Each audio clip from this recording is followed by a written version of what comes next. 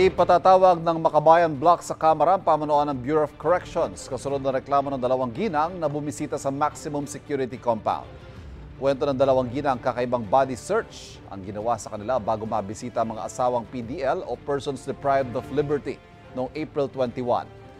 Pinatanggal daw ang kanilang damit, pinag-squat ng 10 beses habang nakahubad.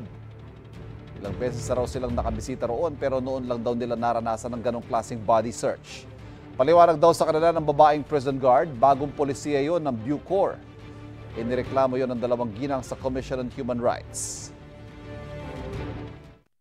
Hindi ko maintindihan ang aking nararamdaman sa mga oras na yon. Nahihiya ako sa aking sarili, sa harap kong searcher.